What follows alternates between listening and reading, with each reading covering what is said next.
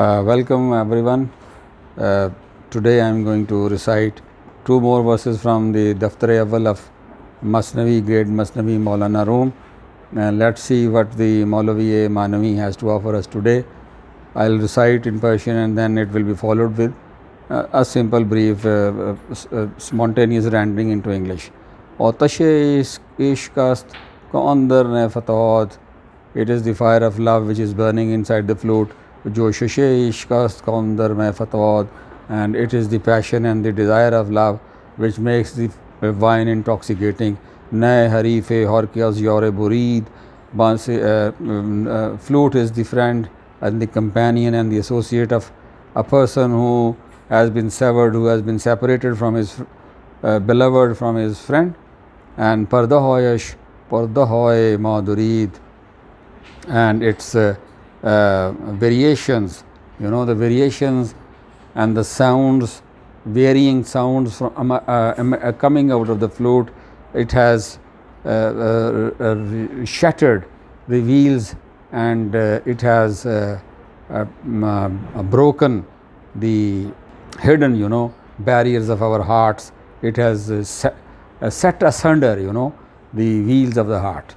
So these, this sound of love as symbolized through the moanings and through the bellowing and the blowing of the flute, Maulana takes this to the next level, and he says that it is the fire of love actually which is coming out of, because love is the key concern and love is the key experience around which the symbol of flute and around which the narrative of the Masnavi is woven by the Maulvi-e-Manavi, the great Mevlana. So he says that it is the fire of love which is blowing through the sound and its variations, varying sound coming out of the flute, and it is again it is the passion and the desire of love which makes the wine intoxicating. He compares the intoxication of the wine with the madness of the song of the flute, madness of the sound of the flute. He compares them, he equates them, and then he relates, puts them into the next level, and he says that the mystical consciousness, the spiritual awareness, the spiritual consciousness, the removal of the wheels of the heart, that is a significant concept of the Sufi experience, of the religious experience. The focus and the basic concern and the fundamental drive in seeking the religious experience and the Sufic experience of the divine and the ultimate and the absolute reality of God, of beloved, is to shatter your wheels of perception, wheels of understanding, wheels of desire, wheels of knowledge, wheels of ignorance, wheels of power, wheels of lust and greed, all these things. The ego, the self, the soul, passes through these different wheels.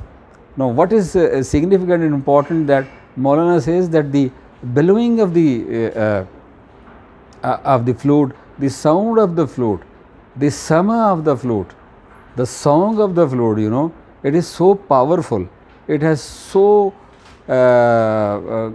dense and so intense impact on the human heart that its illusions, its delusions, its dualities, its fixations with the worldly abode, with the worldly attachments, with the worldly desire is just shattered by the very sound of the flute, by the very song of the flute. The moment a seeker of the truth, a seeker of love, listens to the sound of the flute, at that very moment, the wheels and the you can say the hindrances and the those aspects of psychological and spiritual experience which create a delusion and a division and a dualism between the knower and the known, they start disappearing.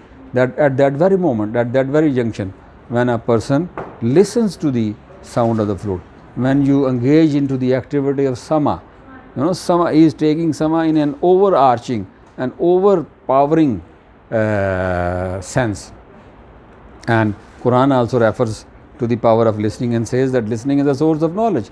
And if you just reflect on it, listening is a very powerful tool of transmission of cultural and psychological and social and other modes of knowledge communication. Without listening, man is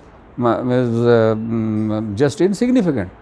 So listening plays a very crucial role, and listening to and a proper listening, sama is a proper listening, that you engage fully, your whole being gets engaged with the sound of the flute, and you transcend and transform yourself into a greater part of the cosmic reality, which is the divine essence, which is the divine consciousness, which is the divine unity. All the worldly attachments, worldly dualities, worldly separations, worldly belongings, worldly desires, they disappear by the very sound of the sama, of the song. But it is to be done in a proper way. I mean, not in a, you can say, in an egoistic or in a worldly or in a sensuous way. That is not sama. Sama has to be done in a proper, methodical, systematic way, in which you sit in a proper posture, and then you attend to the lower of the flute, and then you connect your soul with the divine soul. And there the revelations of the divine light, they shatter the wheels and the illusions of the heart. So music of flute, according to the great master of meaning, can give a transformative impact in liberating the human soul.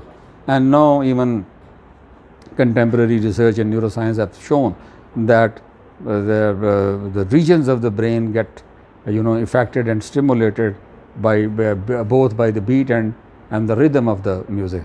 Beat has a different region and the rhythm has a different region, and it creates different kind of resonances within the human brain, and that goes on to shape affect the human body, human organism, and the overall human consciousness. So music and sama of music has a transformative impact on the human consciousness, spiritual consciousness, and it liberates a person from the limited worldly boundaries and makes him a person, a reality thriving beyond space and time, and become part of the divine consciousness. Thank you very much.